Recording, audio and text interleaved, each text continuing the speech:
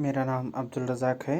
मैं सरकारी प्रौढ़शाला गौरबी तालुका अफ़ज़लपुर में हिंदी शिक्षक के रूप में कार्यरत हूँ। तो आज हम देखेंगे 10वीं कक्षा का पाठ है, पाठ 5 मेरे बचपन के बारे में। और इस पाठ के लेखक हैं डॉक्टर APJ अब्दुल कलाम जी।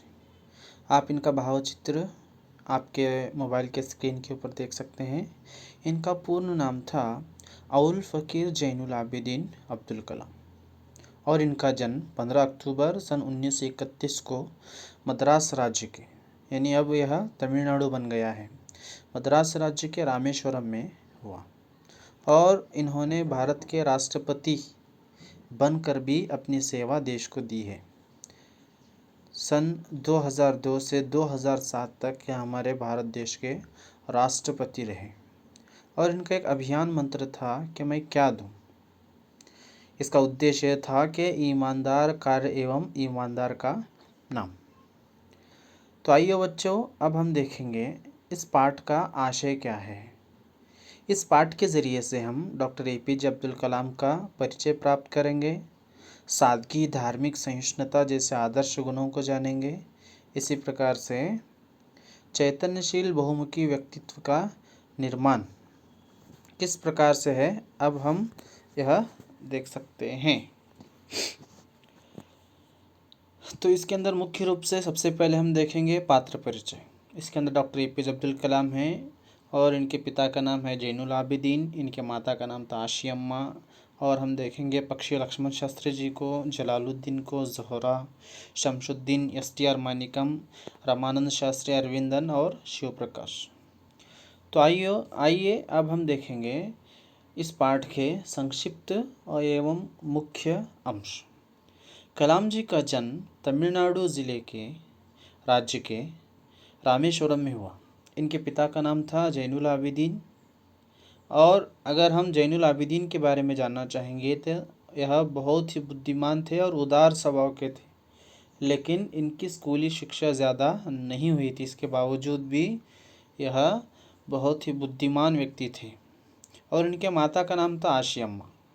आशी अम्मा और ज़ैनुल आबिदीन को रामेश्वरम में बहुत ही इज्जत से देखा जाता था। वह उन्हें आदर्श दंपति मानते थे।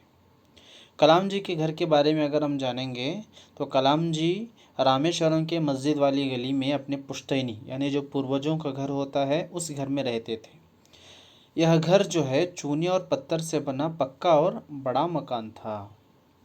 कलाम जी के घर में सभी आवश्यक चीज़ें समुचित मात्रा में सुलभता से मौजूद थी, क्योंकि इनके पिता जो थे वह एक आडंबरहीन व्यक्ति थे, लेकिन और तमाम ऐश व आराम वाली चीज़ों से दूर रहते थे। लेकिन जो आवश्यक चीज़ें होनी चाहिए घर के अंदर, वह कलाम जी के घर के अंदर समुचित मात्रा में मौजूद थी, वहाँ पर उन्हें मिलती थी। इसलिए कलाम जी कहते थे कि मेरा बचपन बहुत ही निश्चिंतता से और सादगी से गुजरा। भौतिक एवं भावनात्मक दृष्टि से, दोनों ही दृष्टियों से कलाम जी का बचपन बहुत ही सरल से गुजरा। और इसी प्रकार से कलाम जी को उनकी माता खाने के लिए देती थी। वह खाने के लिए रसोई घर में ही बैठते थे, तो उनकी माता सबसे पहले उनके सामने केले का पत्ता बिछाती और उस पर चावल एवं सुगंधित सांभर डालती, साथ में घर में बना अचार और नारियल की चटनी भी देती थी। इस प्रकार से माँ के हाथों का बना हुआ खाना कलाम जी खाते थे।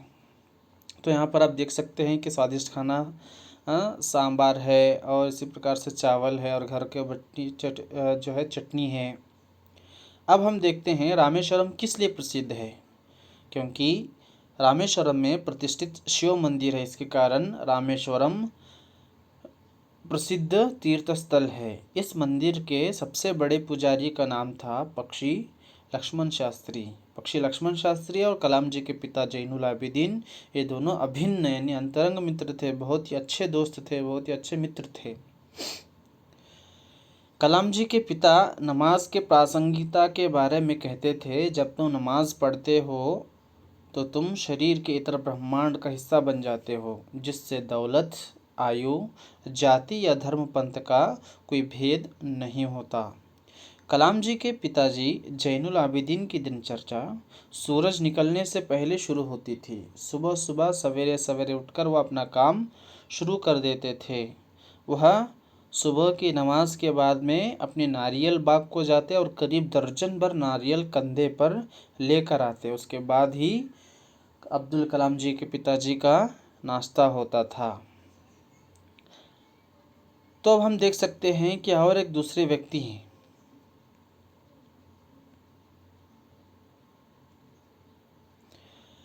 जिनका बचपन में बहुत ही ज़्यादा प्रभाव कलाम जी के ऊपर पड़ा। वह थे अहमद जलालुद्दीन।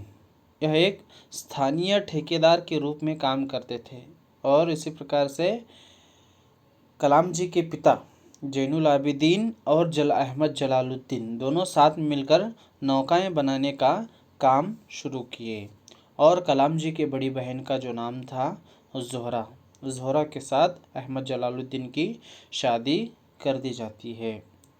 अब्दुल कलाम जी और जलालुद्दीन, उनके आयु के अंदर फ़र्क था, लेकिन फिर भी वह बहुत ही अच्छे अंतरंग मित्र थे और कलाम जी को आज़ाद कहकर बुलाते थे। इसी प्रकार से कलाम जी कहते हैं कि पूरे इलाके में अहमद जलालुद्दीन के बारे में बताते हैं कि अहमद जलालुद्दीन पूरे इलाके में यानी रामेश्वरम में उस समय में अंग्रेज़ी पढ़ने एवं लिखने वाले एकमात्र व्यक्ति थे। उनके जितना शिक्षण कोई भी रामेश्वरम में अभी तक प्राप्त नहीं किया हुआ था। कलाम जी कहते हैं कि अहमद जलालुद्दीन मुझे शिक्षित व्यक्तियों, वैज्ञानिक आविष्कारों, समकालीन साहित्य, चिकित्सा विज्ञान जैसे अनेक विषयों को बताकर वह मुझे सीमित क्षेत्र से निकालकर बाहरी दुनिया का बोध कराया। कलाम जी एक पूर्व क्रांतिकारी एस.टी.आर. मानिकम से पुस्तकें पढ़ने के लिए लेते थे। कलाम जी को पुस्तक पढ़ना बहुत ही अच्छा लगता था, इसलिए वहाँ पर एस.टी.आर. मानिकम नामक एक पूर्व क्रांतिकारी थे, उनके घर के अंदर ही पुस्तकालय था, वहाँ से पुस्तकें पढ़ने के लिए अब्दुल कलाम जी लेते थे। और कलाम जी कहते हैं कि दूसरे जो व्यक्ति जो मेरे बचपन के अंदर सबसे ज़्यादा जो प्रभाव पड़ा है और मेरे चचेरे भाई यानी चाचा के लड़के शमशुद्दीन, वह रामेश्वरम में अखबार वितरक का काम करते थे। रामेश्वरम में वह बताते हैं कि रामेश्वरम में करीब 1000 प्रतियां रोज़ाना प्रतिदिन बिकती थी। और इसी प्रकार से कलाम जी कहते हैं कि मेरे 3 पक्के दोस्त थे, एक रामानंद शास्त्री, अरविंदन और शिव प्रकाश। कलाम जी कहते हैं कि हम सब मित्र अलग अलग धर्म, पालन पोषण, पढ़ाई लिखाई को लेकर किसी भी मित्र में कोई भी भेद नहीं था। तो यह हो गया डॉक्टर APJ अब्दुल कलाम जी के बारे में संक्षिप्त परिचय। तो आगे की कक्षा में और हम अगले पाठ को जानेंगे। धन्यवाद।